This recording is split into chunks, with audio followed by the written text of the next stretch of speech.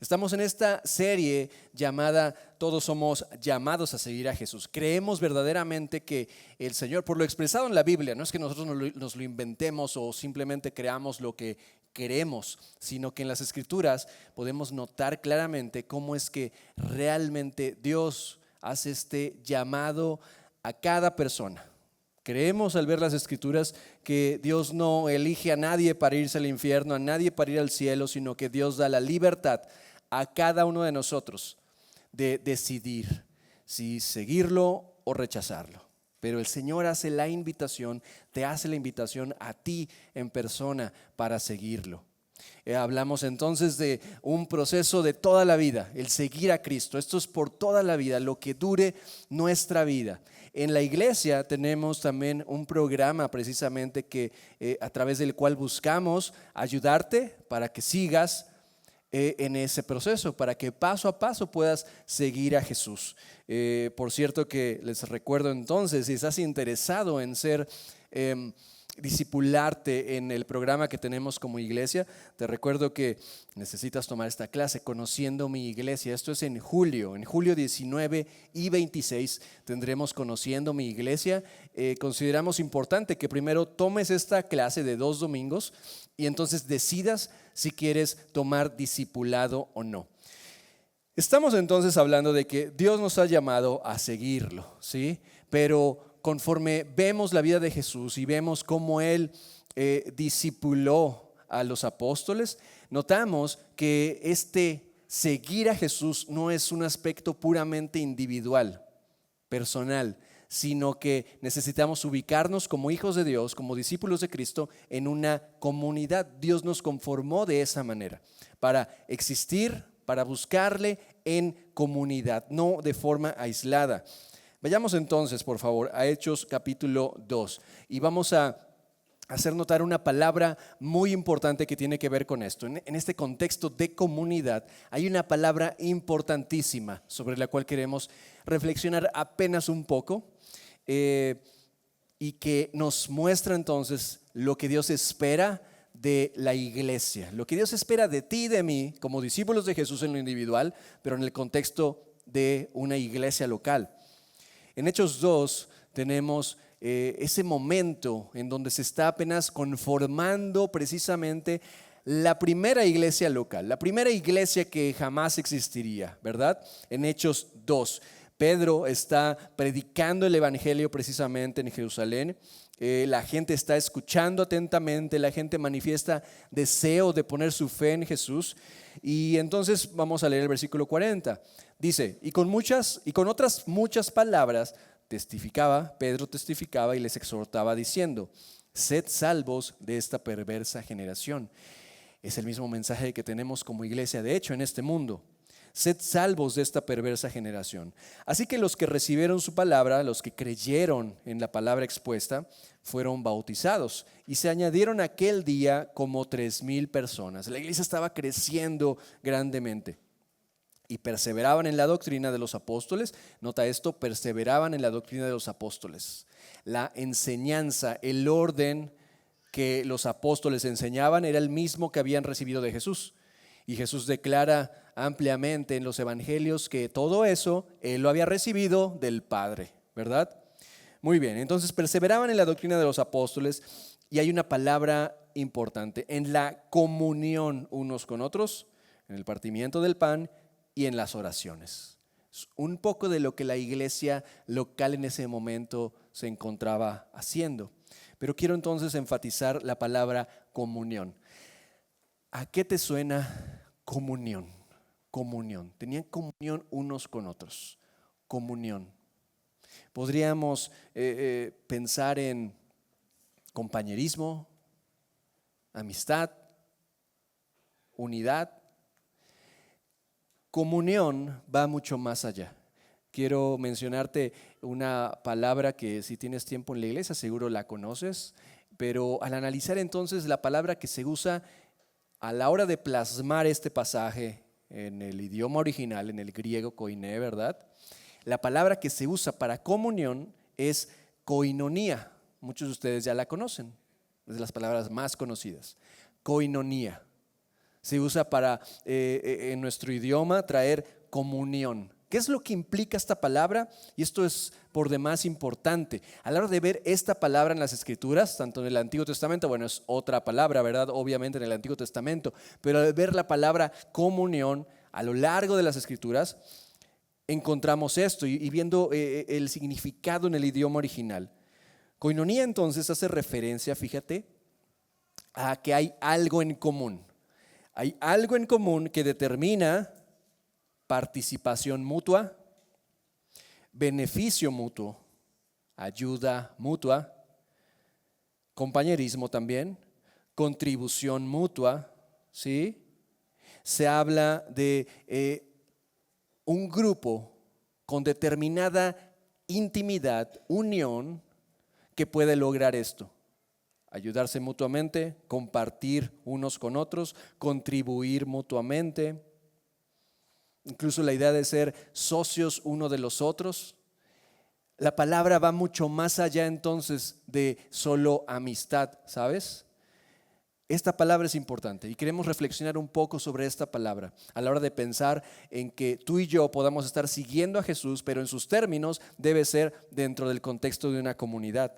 El discípulo de Jesús entonces tiene comunión con Dios y comunión con los creyentes con el fin de llevar a cabo su obra y dar la gloria a Dios. Vamos a ver de qué manera a continuación. Pero el discípulo de Jesús tiene comunión con Dios y con los creyentes con el fin de llevar a cabo su obra y dar la gloria a Dios. La comunión, vamos a verlo, se manifiesta en acciones. No solo es una amistad superficial en que tú y yo sabemos, somos amigos, sino que la comunión se manifiesta con acciones. Comunión no es lo mismo, y entonces iniciemos por aquí, comunión no es lo mismo que simple compañerismo o amistad. No es lo mismo, y no estoy diciendo entonces que la amistad sea mala, por supuesto que no. Somos amigos, de hecho, aquí, ¿verdad? Y tenemos amigos allá afuera. No estoy diciendo que la amistad sea mala en sí. Lo que quiero decir es que la comunión es mucho más profundo, va mucho más allá que solo una amistad. Veamos entonces que la comunión conlleva dos aspectos. Si hablamos de que tú y yo tenemos comunión, entonces tenemos que hablar de cómo tenemos unidad con Cristo y unidad con la iglesia. No puede existir una cosa sin la otra. No puedo decir que yo tengo comunión con Dios, estoy unido plenamente a Jesús, pero no estoy unido a la iglesia porque me caen mal. Y viceversa, no podría decir, bueno, es que yo soy muy bueno, amo a todo mundo, trato bien a todos, estoy en comunión con la iglesia, pero la verdad es que descuido un poco mi unión con Dios. No funciona así. Se necesitan ambos elementos. La comunión tiene que ver entonces con que el discípulo de Jesús está unido a Cristo y unido a la iglesia, ¿sí? Ahora, ya estamos unidos, es decir, desde el momento en que tú y yo nos ponemos a cuentas con Dios, le pedimos perdón por nuestros pecados, ponemos nuestra fe en Jesús, ya desde ese momento el Señor nos convierte en sus hijos, nos envía su Espíritu Santo a vivir dentro de nosotros y ya estamos unidos a Él, ya está. Es algo que tú ni yo podemos cambiar, ya estamos unidos. La cuestión ahora es creerlo. Cuando tú crees algo, actúas de acuerdo a eso que crees, ¿verdad? Crees que va a llover, entonces metes la ropa del tendedero. ¿Sí? Actúas. Cuando no crees y todos te dicen, oye, va a venir una tormenta, no se ve, pero ya vi ahí la aplicación del clima y tú, no lo creo. Entonces no actúas. ¿Estás de acuerdo? No actúas. Partamos de esto. Ya estamos unidos a Cristo. Ya lo estamos. La cuestión ahora es si tú lo crees o no. Si lo crees verdaderamente, tus acciones van a demostrarlo. Si no lo crees, por más que tengas un discurso bonito donde dices que efectivamente estás unido a Dios y a su iglesia, no vas a actuar de esa manera. Va a ser incongruente tu actuar y tus acciones. Vayamos a Salmos 25:14. Fíjate, el discípulo de Jesús toma acciones entonces para profundizar su relación, su unión a Jesús. Toma acciones para profundizar su unión a Jesús, para valorar su unión a Jesús. Ayer un amigo me hablaba de esta palabra, me gustó, el dignificar esta unión a Jesús.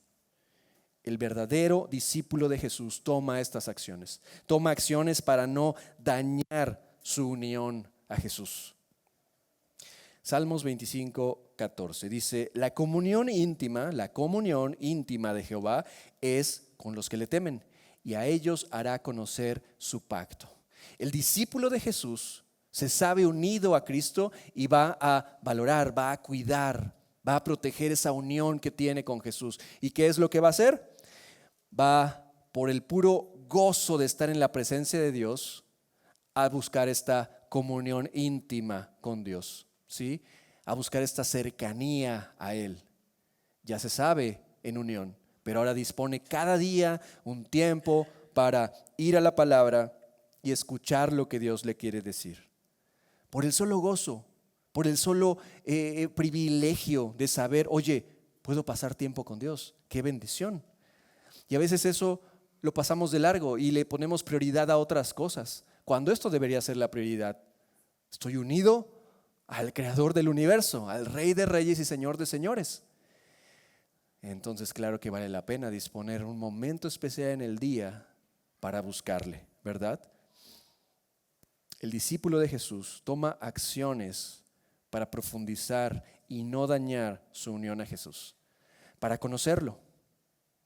Te animo a algo, a que entonces pases tiempo diario con Dios, que no sea solo el domingo en el segundo servicio al que asistes, sino que sea cada día tomar un tiempo con Dios.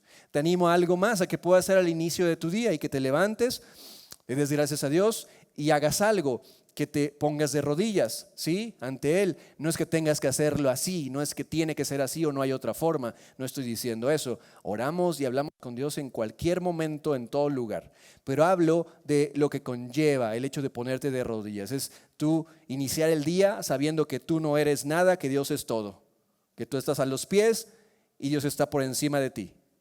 Iniciar el día de esa manera. Y entonces abrir la palabra y con toda pasión desear, Señor, háblame, quiero conocerte más este día, quiero conocerte un poco más, quiero que reveles más de quién eres tú, quiero que me muestres quién soy yo y que me digas qué es lo que quieres cambiar de mi vida. La comunión íntima de Jehová es con los que le temen, y a ellos hará conocer su pacto. Conforme lo hacemos, nuestra fe se afirma más y más y le creemos más y más a Dios. Conforme tú y yo pasamos este tiempo con Dios, es menos difícil tener la fe necesaria para actuar en las diferentes áreas de nuestra vida. Tenemos de esta manera llenura del Espíritu, dice su palabra. Estamos fortaleciendo al Espíritu Santo y Él nos ayuda entonces a permanecer en esa unión a lo largo del día, ¿sí? Pero hay momentos como discípulos de Jesús en donde no todo marcha bien, ¿sí? Hay días muy buenos donde sí amanecemos, decimos con el pie derecho, ¿verdad? Nos ponemos de rodillas ante el Señor, escuchamos su palabra, buscamos agradarlo. Excelente. Pero hay otros momentos donde llegamos a caer, ¿sabes? Donde llegamos a pecar, caer en alguna tentación. ¿Quién puede decir que eso no pasa en su vida? Tú y yo estamos en ese mismo cajón. Esa es la realidad. Y entonces hay momentos donde caemos y donde pecamos. La cuestión no es si caemos o no caemos. Todos vamos a caer de una u otra manera en algún momento, de alguna forma. La cuestión es qué hacemos al respecto. ¿Puedo tomar la salida fácil? Ok, lo escondo, no le digo a nadie. Si acaso le pido perdón a Dios, Él siempre me perdona. Y sigo adelante con mi vida. Minimizo lo que acabo de hacer, lo normalizo, no pasa nada, todos hacemos esas cosas y seguimos adelante. Bueno, puedes tomar esa salida fácil o puedes tomar la respuesta que va a hacer que cuides tu unión con Dios. Y es el que decidas vivir de forma irreprensible. Mantenerte irreprensible no tiene que ver con no pecar. Acabamos de decir que todos pecamos, fallamos de una u otra manera. Estar irreprensible habla de enfrentar tus actos y las consecuencias de tus actos. Miremos Salmos 32, por favor. Salmos 32, versículos 3 al 5. Este es un hombre real, de carne y hueso, expresando esto que estaba viviendo. El vivir esto, vivirlo, es de lo que estamos hablando, el mantenernos irreprensibles. Salmos 32, versículos 3 al 5 dice: mientras callé, hablando del pecado, mientras callé, se envejecieron mis huesos en mi gemir todo el día. Mientras callé, se envejecieron mis huesos en mi gemir todo el día. Porque de día y noche se agravó sobre mí tu mano, se volvió mi verdor en sequedades de verano. Selah. Medítalo, considera esto, haz un alto y escucha esto que acabas de leer. Habrá ocasiones en donde tenemos algo endurecido el corazón y ya no nos preocupa tanto las consecuencias de nuestro pecado, pero inevitablemente, tarde o temprano, vamos a experimentar esto. Cómo nos vamos secando por dentro, por no enfrentar ese pecado, por no rendir cuentas al respecto, y nos vamos secando por dentro. Pero fíjate entonces lo que hace este hombre en el versículo 5. Mi pecado te declaré. En ese punto entonces, mi pecado te declaré y no encubrí mi iniquidad. Mi pecado te declaré y no encubrí mi iniquidad. Dije, confesaré mis transgresiones a Jehová. Y mira cómo termina este versículo 5. Y tú perdonaste la maldad de mi pecado. Wow. Qué bendición contar con nuestro Dios. Con este Dios verdadero que sí nos dice cuando pecamos, cuando fallamos. Pero fíjate la diferencia. Satanás mira tu pecado y él susurra a tu oído: oye, qué hipócrita. Dices ser cristiano, vas a la iglesia el domingo, lees la Biblia, olvídalo. Qué hipócrita eres. Deberías dejar de leer la Biblia. Si mira lo que haces, deberías dejar de ir a la iglesia. Si mira la vida que llevas. Ese es Satanás. Está muy sencillo de identificarlo y recuérdalo. Ese es Satanás. Dios te dice: esto es pecado, me ofendiste, pero no te quiero dejar ahí. Tómate de mi mano, pídeme perdón y yo te ofrezco mi perdón y vamos a seguir adelante. Y es muy diferente entonces el acercamiento que Satanás y Dios tienen al respecto de tu pecado y del mío. Vivir irreprensible trata de esto: no quedarnos callados, no esconder el pecado, afrontarlo, no en orgullo, sino enfrentar: esto es lo que hice, y enfrentar las consecuencias, en lugar de culpar a otros y culpar a Dios. Tomar la responsabilidad, agarrarse de la mano de Dios y seguir adelante. Primera de Juan 1:6 dice: si decimos que tenemos comunión con Él, fíjate, si decimos que tenemos comunión con Él y andamos en tinieblas, mentimos y no practicamos la verdad. Dios lo sabe, Dios te conoce. Tienes estas dos salidas: esconderlo o enfrentarlo. Pero si hablamos de que el discípulo de Jesús busca cuidar esa unión que tiene con Cristo, definitivamente entonces, ¿qué va a pasar? Cada día tiempo buscando a Dios y cada día analizando su propia vida, y cuando haya pecado va a enfrentarlo, va a confesarlo a Dios, e incluso te digo, va a confesarlo a alguien más en la iglesia, a alguien maduro, no alguien que te diga no pasa nada, alguien que te diga ok, voy a orar por ti y a ver, cuéntame, ¿verdad? Y conforme pasen los días, alguien que te pregunte: yo, ¿cómo vas con eso? Me dijiste que estás luchando con esa tentación, que caíste en este pecado, ¿cómo vas? Esforcémonos, aquí estoy yo contigo. Esa es la diferencia. Se necesita entonces, para mantenernos irreprensibles y cuidar esa unidad con Cristo, se necesita reconocer ante Dios nuestro pecado, ser transparentes, honestos. Se necesita arrepentimiento, confesión de ese pecado y decidir odiar el pecado. Necesitamos tú y yo, cuando estamos en ese momento, decidir odiar el pecado. Si no decidimos odiar el pecado, todo se va a quedar en una de tantas veces más en que le pido perdón a Dios y al ratito vuelvo a hacer lo mismo. Y no sirve de gran cosa. Necesito decidir odiar, aborrecer ese pecado, abandonar ese pecado con la voluntad de Dios. Ya, radicalmente. El discípulo de Jesús sabe que su unión a Cristo es tan profunda y tan valiosa que busca cuidarla, que busca valorarla. Cada día busca estar en su presencia. Cuando hay pecado, lo enfrenta y vuelve a agarrarse de la mano de Dios para seguir adelante. Decíamos al inicio que esta unidad, esta comunión tiene que ver con Dios y tiene que ver con la iglesia, ¿verdad? El discípulo de Jesús lo sabe y toma acciones para profundizar, para valorar y no dañar su unión a la iglesia, ¿sí? Vamos a primera de Pedro 4:10, por favor.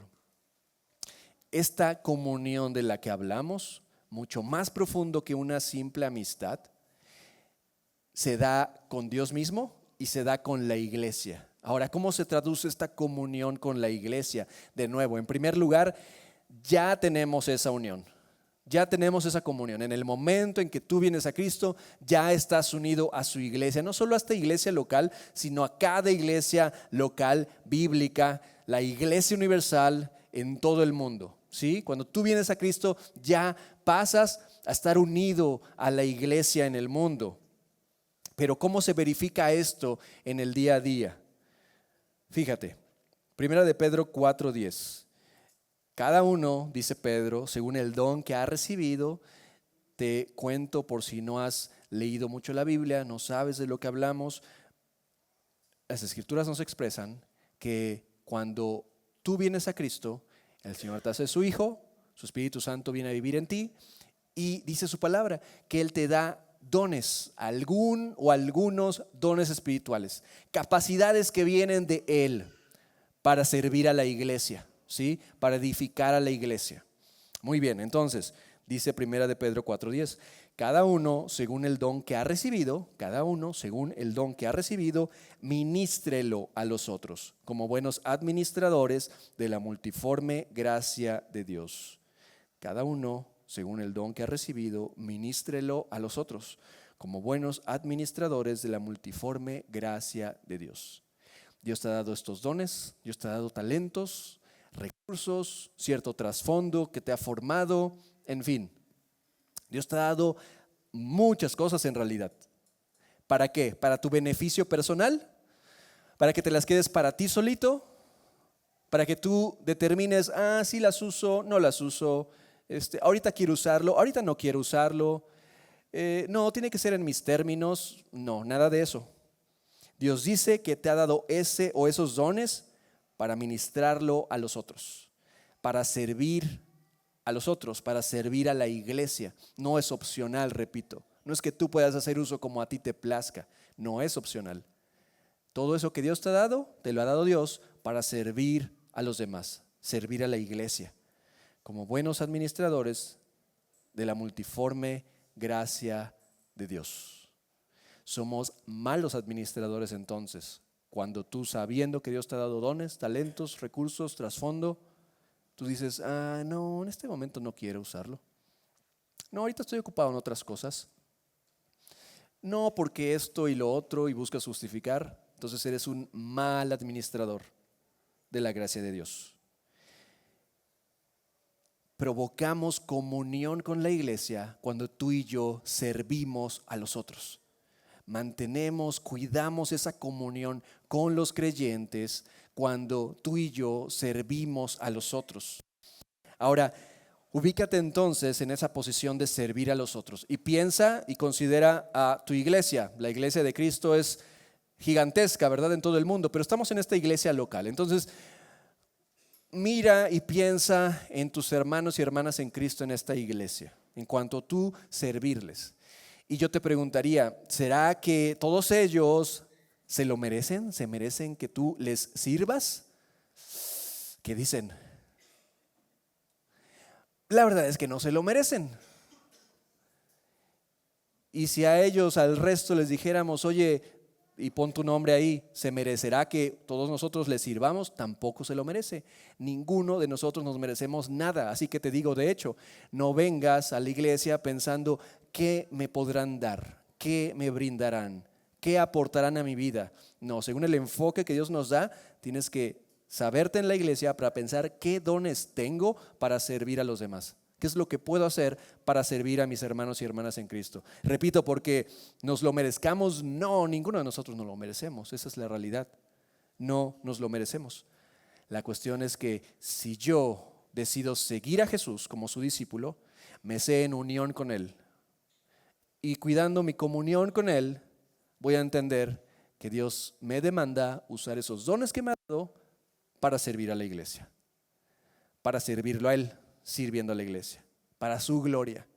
Si lo hacemos con una motivación incorrecta, pensando en que tengo que buscar el agradecimiento de los demás, el reconocimiento de los demás, vas a terminar frustrado. Se trata de un servicio mutuo. Se trata de una vida compartida. Requiere amor. Se requiere compromiso. Se requiere tomar responsabilidad en que a pesar de que no se lo merezcan, a pesar de que alguien hasta se moleste, estoy llevando a cabo mi don, lo que Dios me ha dado, lo sigo haciendo. Requiere tomar esa responsabilidad. Requiere el ver por mi hermano antes de ver por mí mismo. Si te das cuenta, esto va mucho más allá de la amistad. No es solamente amistad, no es un compañerismo en cualquier otro grupo de personas. Comunión va mucho más allá. Porque se acuerdan que hablábamos al inicio de que la palabra comunión tiene que ver con tener algo en común, ¿recuerdan? ¿Qué es lo que tenemos en común? Al Espíritu Santo. Eso es lo que tenemos en común. Y esa unión es mucho más profunda que cualquier amistad que podamos tener. Y repito, somos amigos, pero no nos podemos quedar en solo tener amistad en la iglesia local. Si solo tenemos amistades en la iglesia local, nos estamos quedando muy incompletos. Dios no espera que tengamos solo amistad en la iglesia local. Dios espera que tengamos comunión con la iglesia. Vamos a 1 Corintios 12 y mira esta ilustración precisamente, no solo de lo que es la iglesia, sino de lo que implica la comunión. ¿Cómo se ve la comunión en la iglesia? Fíjate, es una excelente ilustración la que usa el Señor aquí. Es Pablo directamente escribiendo a la iglesia en Corinto. Y mira, versículo 12 de 1 Corintios 12. Dice, porque así como el cuerpo es uno, usa esta ilustración del cuerpo humano y entonces considera tu cuerpo, ¿sí? Porque así como el cuerpo es uno, y vale la pena enfatizar, es uno. ¿Alguien de aquí tiene 2 o 3 cuerpos? Estoy seguro que nadie, ¿verdad? Tienes un cuerpo, es una unidad, una unidad, un cuerpo. Así como el cuerpo es uno y tiene muchos miembros, pero todos los miembros del cuerpo, siendo muchos, son un solo cuerpo. Así también Cristo tiene muchos miembros. Piensa en cada parte de tu cuerpo, cada órgano interno, cada cosa que ves de tu cuerpo. Siendo muchos, son un solo cuerpo. Así también Cristo. Porque por un solo espíritu fuimos todos bautizados en un cuerpo, sean judíos o griegos, sean esclavos o libres. Y a todos se nos dio a beber de un mismo espíritu. Es lo que tenemos en común, es lo que nos une, es lo que une el cuerpo, ¿sí? Por eso es que va mucho más allá de una amistad. Además, continúa, el cuerpo no es un solo miembro, sino muchos.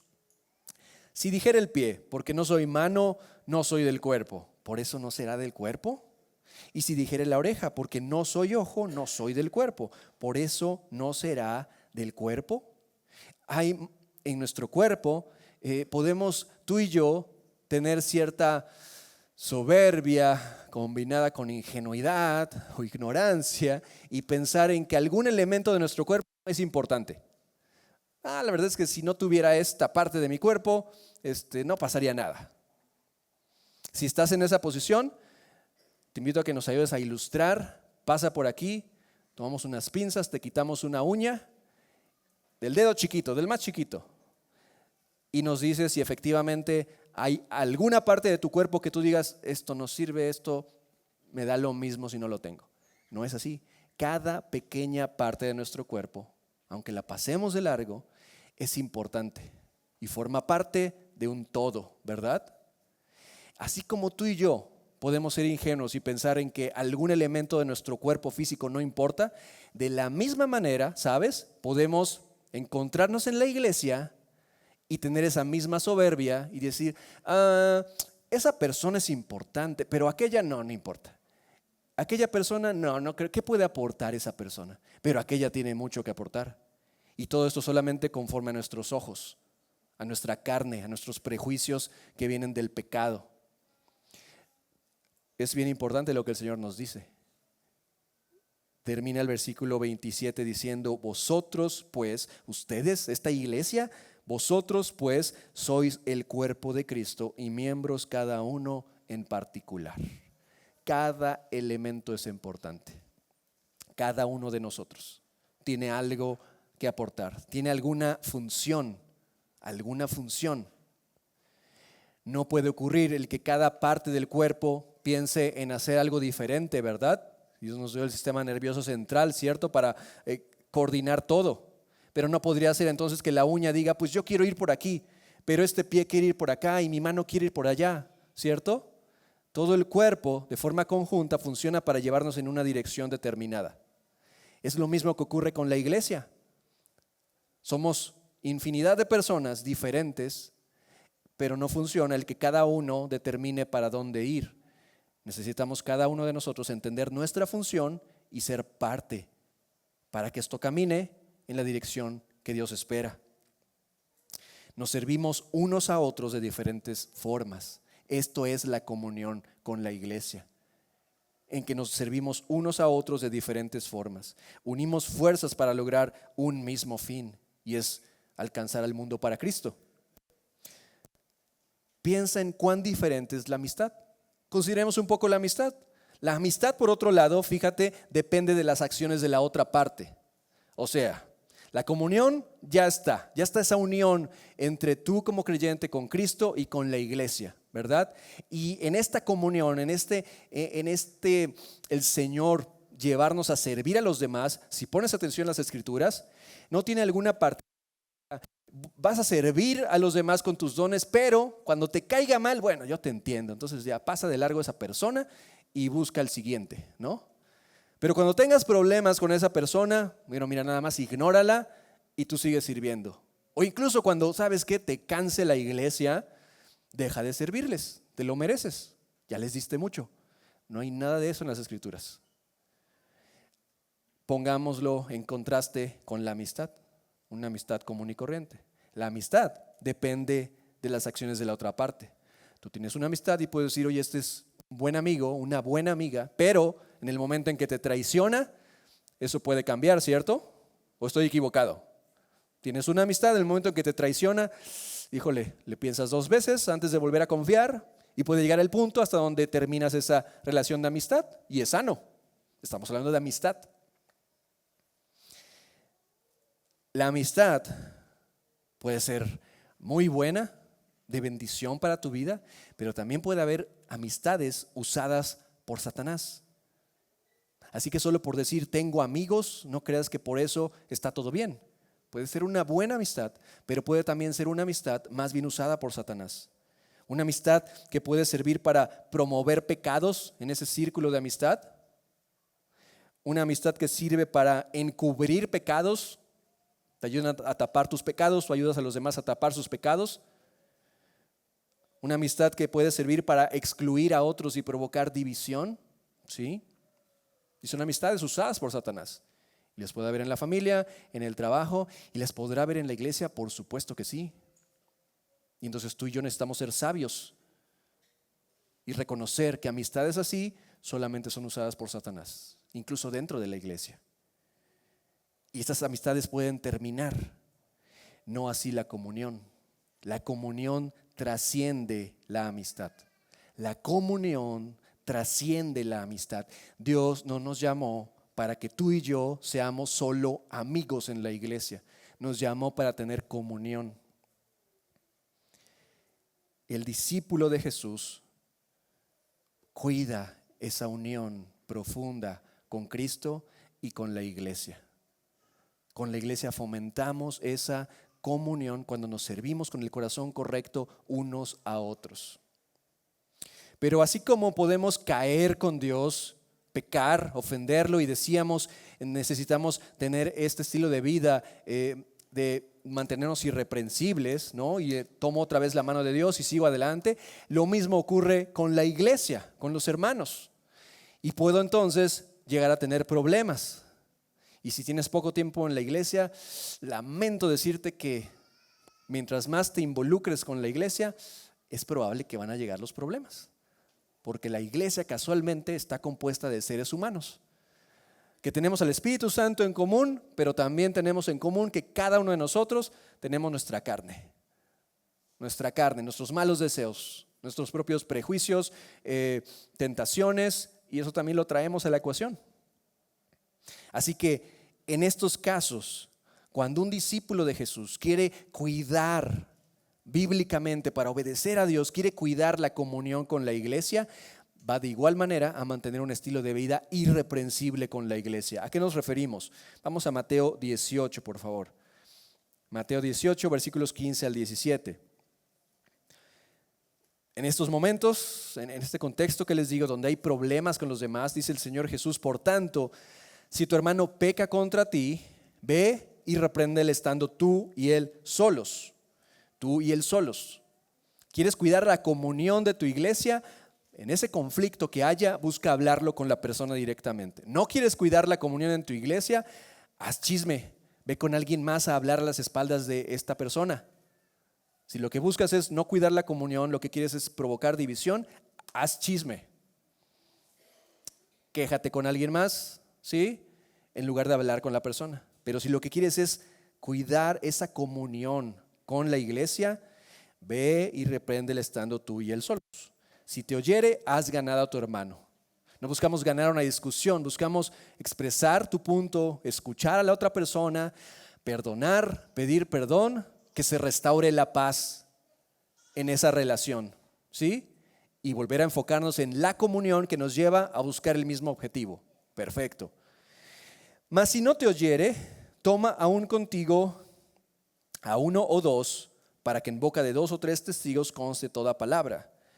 No dice para que en boca de 2 o 3 redes sociales conste lo que te hicieron, ¿verdad?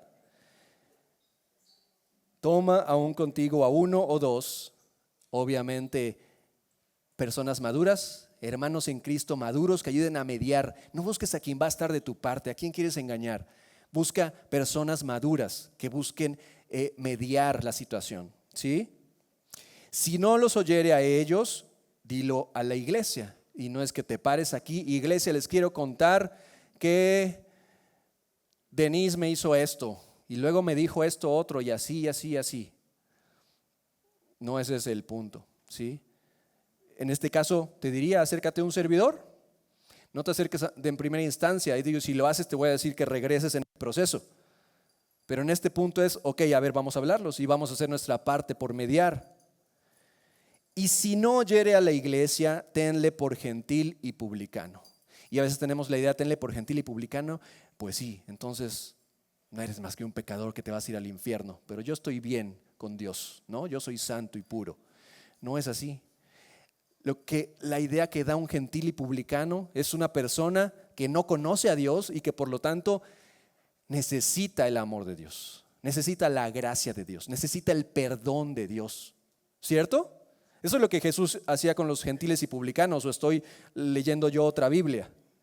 Eso es lo que Jesús hacía con los gentiles y publicanos, y les mostraba su amor y les traía el perdón, el reino de Dios. Entonces la idea es: simplemente considera que esa persona, ese hermano o hermana en Cristo, ok, necesita acercarse más a Dios, pero no en un sentido de juicio, sino en un sentido de: voy a orar por él o ella, que pueda realmente estar cerca de Dios y que Dios trate con ella. Mateo 5, 22 al 24. Mateo 5, 22. Pero yo os digo que cualquiera que se enoje contra su hermano será culpable de juicio, y cualquiera que diga necio a su hermano será culpable ante el concilio, y cualquiera que le diga fatuo quedará expuesto al infierno de fuego. Por tanto, si traes tu ofrenda al altar, si dices que tienes comunión con Dios y dices que estás sirviendo a la iglesia porque estás plenamente en comunión con la iglesia y allí te acuerdas de que tu hermano tiene algo contra ti, deja allí tu ofrenda delante del altar y anda, reconcíliate primero con tu hermano y entonces ven y presenta tu ofrenda. Está garantizado que habrá problemas. Te ofenderán, pero tú también ofenderás. Y entonces lo que cabe es buscar la comunión con Dios y con la iglesia. Perdonar, pedir perdón, restaurar, seguimos adelante, enfocándonos en lo que nos une, en lo común, el Espíritu Santo que nos da comunión para buscar hacer la obra que nos ha encargado. Así como en un cuerpo cuando se enferma, se necesita establecer un diagnóstico y dar el tratamiento, ¿verdad? De la misma manera vale la pena que tú y yo hagamos un alto, analicemos cómo es mi relación con la iglesia, con los demás, y si identifico que tengo algo no resuelto con esa persona, voy a hacer los pasos bíblicos, tal cual lo hemos leído, para restablecer la paz y la concordia en la relación, para unirnos, para llevar a cabo la obra de Dios. La comunión es lo que permite el perdón y la restauración. La amistad no, la amistad puede terminar. Es la comunión lo que realmente permite que haya perdón y restauración. La comunión une a la iglesia, lleva a cabo la obra de Cristo y glorifica a Dios. Así que provocar comunión y luchar contra la división son características del verdadero discípulo de Jesús.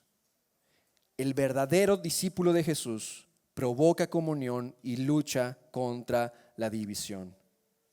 Pero al hablar de la comunión, no todo es unirnos a Dios, unirnos a la iglesia. Al hablar de comunión, no solo están estos elementos de unirnos a Cristo y unirnos a la iglesia. Fíjate que al hablar de comunión necesitamos también considerar el que hay, fíjate bien, dos tipos de personas a las cuales sí, Dios nos dice, aléjate.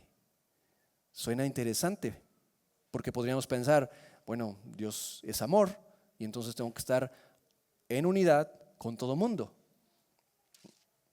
Hay dos tipos de personas a las cuales abiertamente el Señor nos dice, ¿sabes qué? Lejos de unirte, aléjate, no te unas.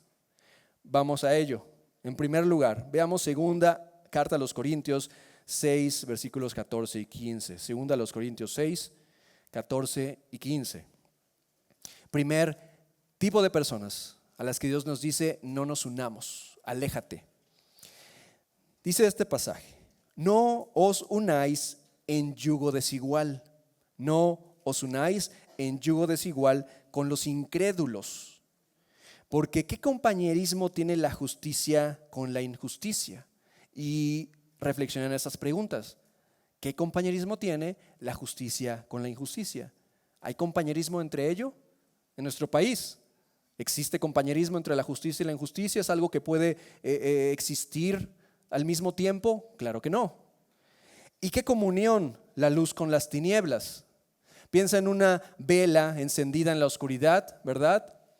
Y te pregunto, la enciendes y por supuesto que puedes ver la vela en medio de la oscuridad, ¿correcto? Lo que quiero decir es esto, no ves algo raro en donde se mezcla la luz y la oscuridad.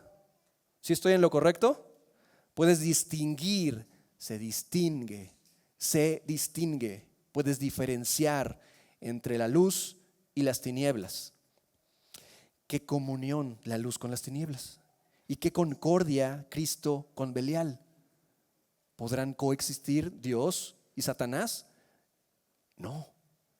¿O qué parte el creyente con el incrédulo? No os unáis en yugo desigual. La primera categoría de personas con las que Dios nos dice no te unas, aléjate, no te unas, es no creyentes. Ahora, fíjense, quiero ser claro en esto. Entonces no debo tener amistad con personas no creyentes, solo debo tener amistad con cristianos. No, por supuesto que no, no estamos hablando de eso.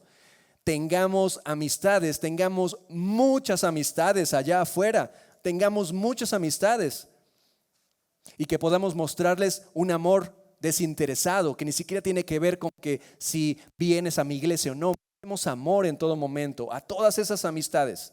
Hablemosles de Cristo. Tengamos amistades, muchas.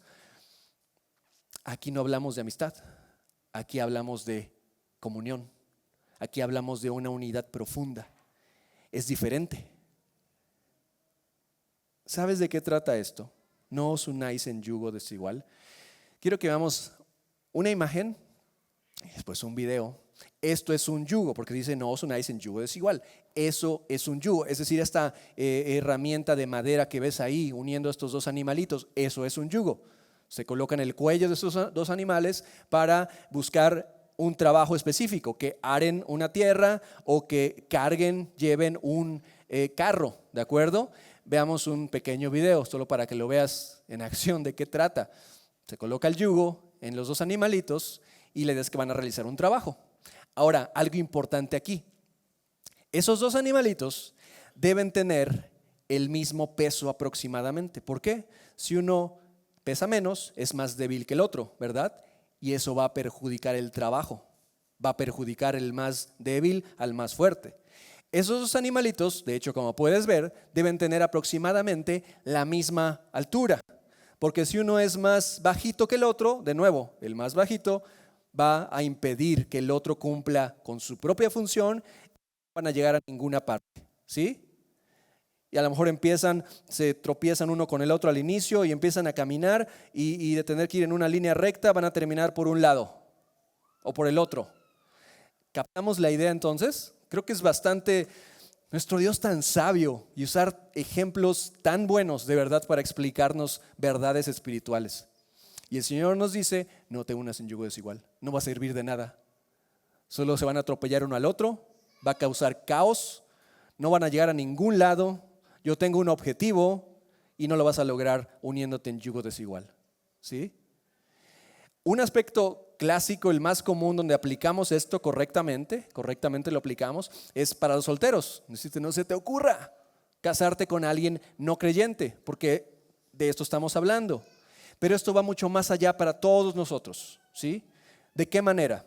Aclaramos ya que no se trata de no tener amistades, ya aclaramos que no es eso. La cuestión es, si tú estás favoreciendo más la unión con personas no creyentes de lo que favoreces la unión con la iglesia, hay un problema. Porque estás en un círculo vicioso incluso, donde tú estás buscando más la comunión con no creyentes que con la iglesia. Pero al hacer esto, al tener una unión fuerte con personas no creyentes allá afuera, ¿sabes qué es lo que va a provocar en ti? No necesito venir a la iglesia y buscar relacionarme y tener relaciones fuertes en la iglesia. Ya las tengo allá mi mejor amigo, mi mejor amiga, ya está. Y al no tener relaciones fuertes en la iglesia, no cuidar esa comunión con los creyentes, va a provocar en ti lo mismo, porque es un círculo vicioso. Va a provocar en ti, voy a seguir favoreciendo mis relaciones fuera de la iglesia. Aquí no tengo amigos y todo es cuestión de amistad, no hay personas con quien comparte intereses, busco allá afuera. Y estás demostrando que no le crees a Dios en que Él dice que Él ha establecido esta comunión, esta unidad más profunda que cualquier cosa en la iglesia, con los creyentes, ¿sí? Entonces el Señor nos insta, nos ordena no unirnos. No es opcional, no te unas, porque esto atenta contra mi unidad a Dios y mi unidad a su iglesia. Esto amenaza y daña la unidad a Dios y a su iglesia.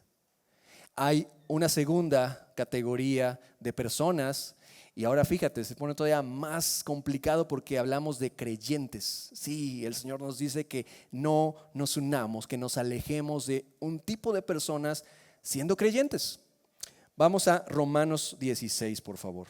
Romanos capítulo 16, versículos 17 al 20. Pablo habla a la iglesia en Roma y habla en el contexto de la iglesia local, ¿de acuerdo? Pablo está hablando de la iglesia. Ya no estamos hablando entonces de no creyentes, de incrédulos, ¿verdad? Ahora estamos hablando de la iglesia. Y dice Pablo, mas os ruego, hermanos, que os fijéis, fíjate, pon atención, no seas ingenuo, no te dejes envolver, fíjate, pon atención, que os fijéis en los que causan divisiones y tropiezos en contra de la doctrina que vosotros habéis aprendido. La doctrina que la iglesia en Roma aprendió, la enseñanza, el orden establecido, no fue de los apóstoles por ellos mismos. Fueron de los apóstoles, pero ellos lo recibieron de Jesús y Jesús lo recibió del Padre. La enseñanza, el orden de cosas vino de Dios mismo. Y Pablo les dice, fíjense en los que causan divisiones y tropiezos en contra de la doctrina que vosotros habéis aprendido, y que os apartéis de ellos, y que os, ¿qué? Apartéis de ellos.